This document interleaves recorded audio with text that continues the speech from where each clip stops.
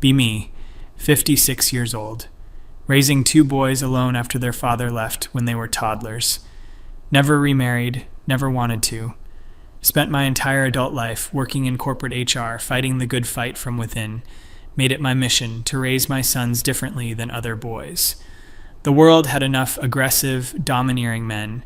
I was going to raise evolved men, conscious men, men who understood their place in creating a better future. From the time they could talk, I made sure they understood. No rough play, that leads to violence. No competitive sports. Competition creates toxic hierarchies.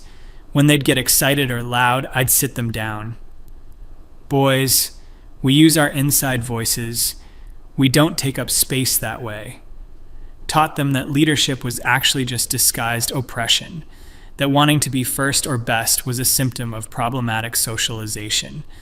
They'd come home from elementary school excited about some game. Mommy, I almost won at kickball. Sweetie, why would you want to win? What about the children who lost? How do you think they felt? Watch their little faces fall. Feel satisfied I'm teaching them empathy. When Marcus, my oldest, got into a fight in 3rd grade because some kid pushed him, picked him up from the principal's office. He's crying, saying the other boy started it. Marcus, you have more responsibility than other boys. You need to be better. Fighting is never okay. You should have walked away. But Mom, he pushed me first. And you should have apologized for being in his way. Grounded him for 2 weeks. The other boy got 3 days. Didn't care, my son needed to learn. His younger brother Devin saw that. Learned the lesson too. They both learned. No video games with guns or fighting. No action movies. When they wanted to watch something, I'd preview it first. Too much male aggression, not allowed. Their bedroom was a safe space. Neutral colors, educational toys, books about feelings. When other boys came over and wanted to play differently, I'd intervene. In this house, we don't play war. In this house, we don't pretend to fight. Eventually, other boys stopped coming over. Told myself those boys weren't good influences anyway. Their mothers were raising them wrong, feeding them violence. My boys would be different, better. Middle school, both of them struggled socially. Marcus came home one day excited. Mom, I joined the debate team. My heart sank. Sweetie, debate is just intellectual combat. It's about dominating someone else's ideas. That's not healthy. But I like it. I'm good at arguing my points. That's exactly the problem, honey. Why do you need to argue? Why can't you just listen and validate? Made him quit. He didn't talk to me for a week. Eventually, he apologized like I taught him. I'm sorry for being difficult, Mom. Devin wanted to try out for basketball. Absolutely not. Sports culture is rape culture, honey. Do you want to be part of that? He's 13 years old, doesn't even know what I mean, but he drops it. High school, I made sure they took all the right classes, enrolled them in a feminist literature course I found, made them read the books I'd read, the ones that opened my eyes. Every dinner, we'd talk about dismantling patriarchy. Boys, what did you do today to make space for women's voices? They'd struggle to answer.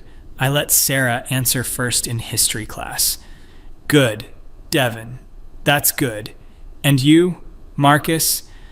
I don't know, Mom. I just went to class. You need to be more conscious. Every interaction is an opportunity to do better. They'd nod, eat quietly.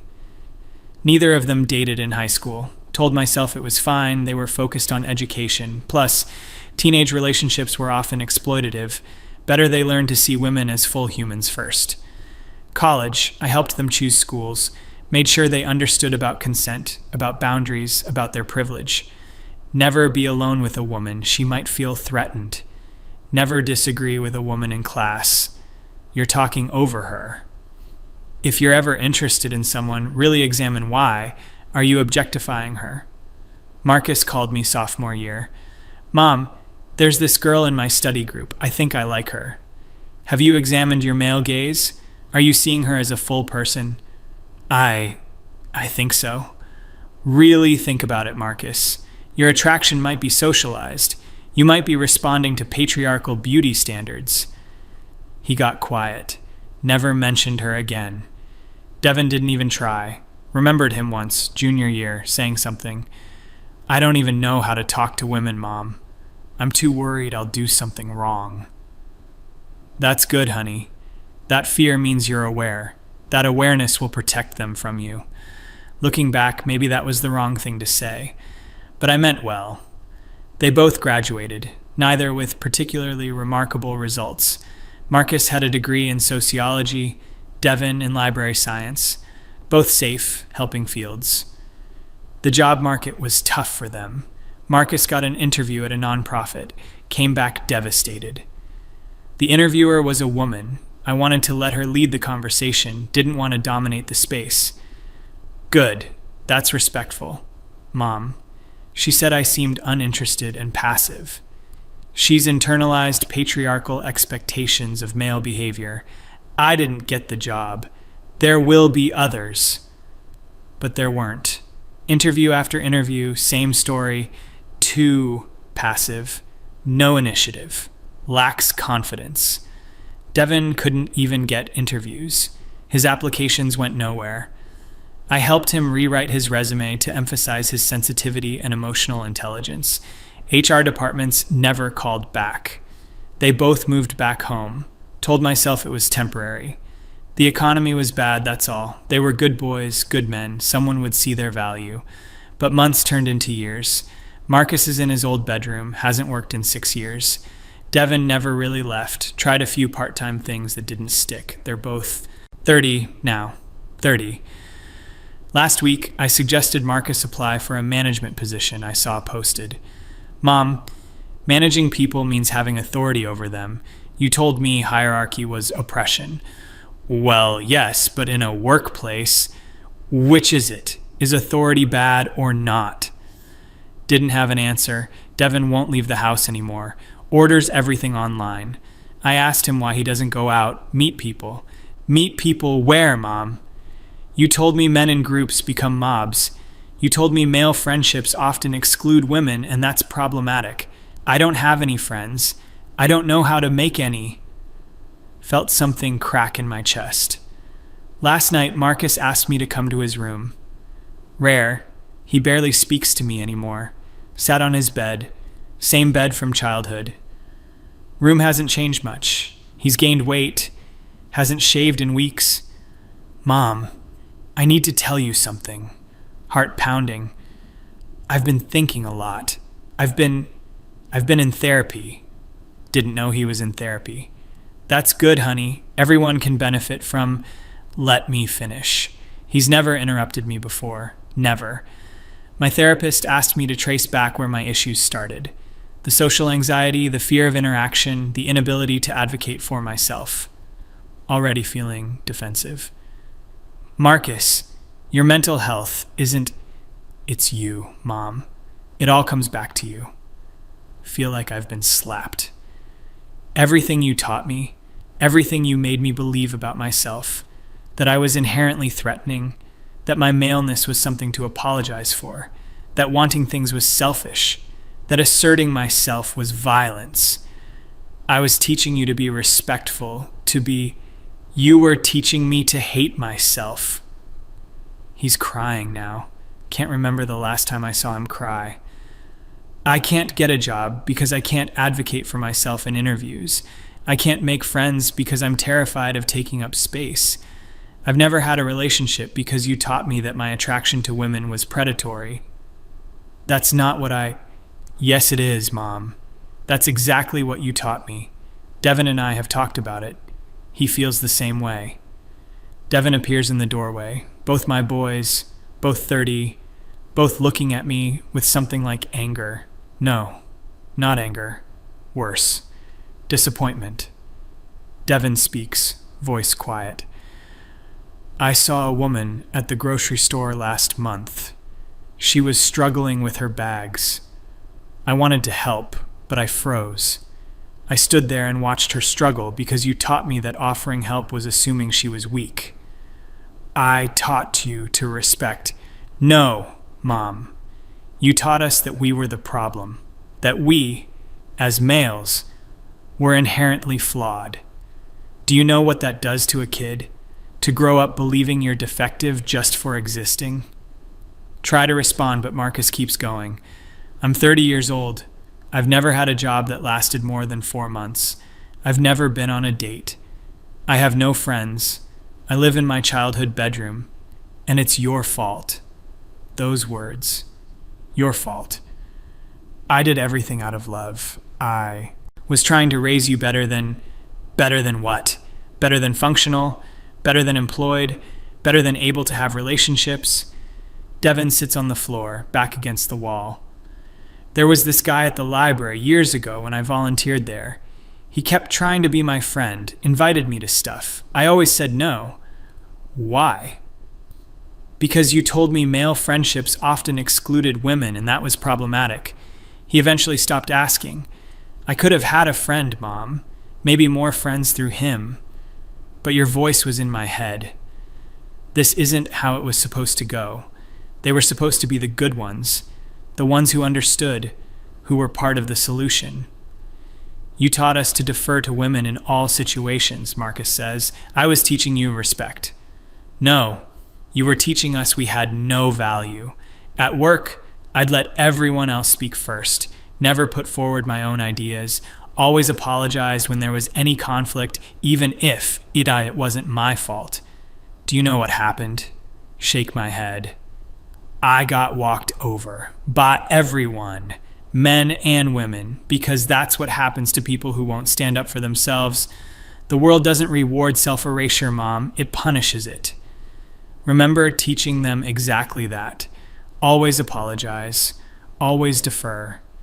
Your voice takes up too much space. Devin speaks again. I went on one date, 5 years ago. A woman from an online forum. Never knew this. She seemed nice in messages. We met for coffee. I let her choose the place, the time, everything. I asked her questions and just listened. I was so careful not to dominate the conversation.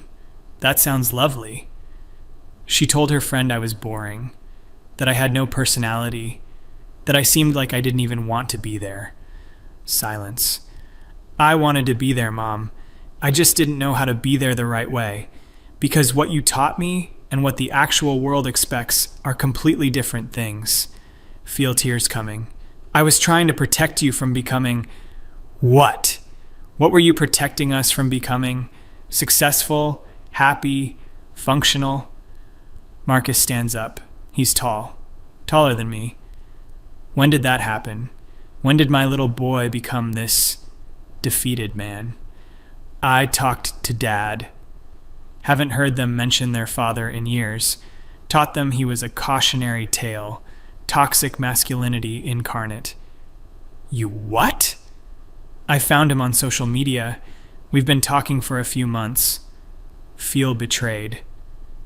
He has a life, Mom, a wife, kids from his second marriage, a business, friends. He asked about us. I told him about our lives. Do you know what he said? Don't want to know. Need to know.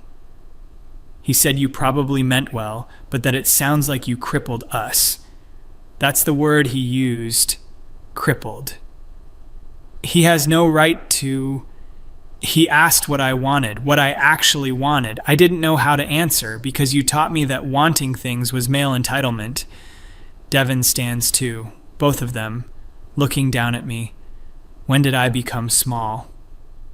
We're going to stay with Dad for a while. Heart stops. What? He has a guest house. He says we can stay there. He knows some people who might have jobs. He said he's going to teach us what you didn't. I taught you everything you needed to know. No, Mom, Devin says, voice breaking. You didn't. You taught us everything you needed us to know, to validate your beliefs, to be proof of your theories. But you didn't teach us how to be in the world. Marcus moves toward the door. We're leaving tomorrow. You can't. I'm your mother. Everything I did was for you. Devin follows his brother, stops, turns back. You did it for yourself, Mom. We were your experiment, and we failed. Or you failed. I don't even know anymore. They leave me sitting there, in Marcus's room, surrounded by all the careful choices I made, the neutral colors, the educational posters about emotions, the bookshelf full of the right books. Hear them in the hallway, packing. Hear their voices, talking to each other. They sound different, lighter maybe, or maybe that's just wishful thinking. Spend the night going through old photos. Marcus at 5, holding a flower he picked me. Devin at 7, certificate for kindness award from school. Both of them at 10 and 8, smiling at the camera. Thought I was doing everything right. Every decision made with intention. Every lesson carefully taught. No rough play, no aggression, no competition.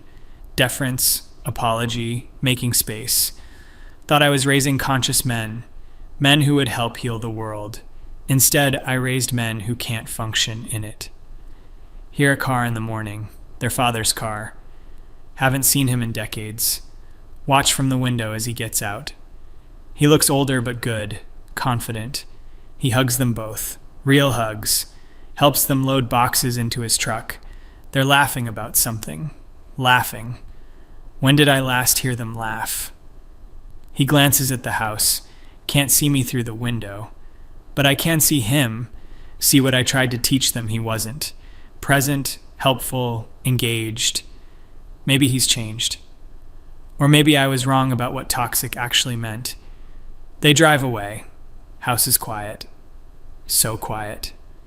Sit in the living room where we had all those dinners, all those conversations about dismantling patriarchy, all those lessons about their inherent privilege and responsibility. Think about Marcus saying he's never had a relationship. Devin saying he has no friends. Both of them saying, it's my fault. Want to defend myself. Want to say society failed them, not me. Want to say the world is wrong, not my teachings. But they're 30 years old, unemployed, isolated, unable to function, and happy to leave, happy to go to their father. The one I taught them was the problem. Maybe I was the problem.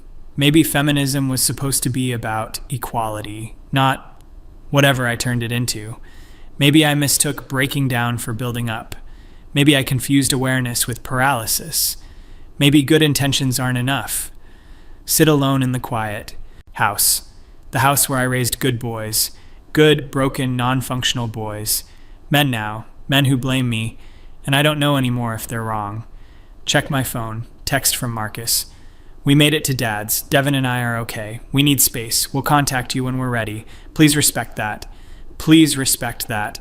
My own words, used on me. Set boundaries. Respect boundaries. Funny how it feels different from this side. Type and delete a dozen responses. Finally, just send. Okay. Because what else is there to say? Sorry I ruined your lives with my love. Sorry I cared so much about making you good that I forgot to make you whole. Sorry I was so sure I was right. Don't send any of that. Just okay. House is so quiet, so empty. Spent 30 years filling it with the right lessons, the right values, the right worldview, and ended up with 2 sons who can't wait to leave. Sit in the silence, and finally, wonder if I was wrong about everything. Wonder if the man who left us all those years ago, the one I taught them to see as the enemy, might actually save them from what I made them. Wonder if that makes him the hero, and me. Don't want to finish that thought, but it finishes itself anyway, in the empty house, in the quiet, with my good intentions, and my broken boys, my 30-year-old broken boys, who finally got smart enough to leave.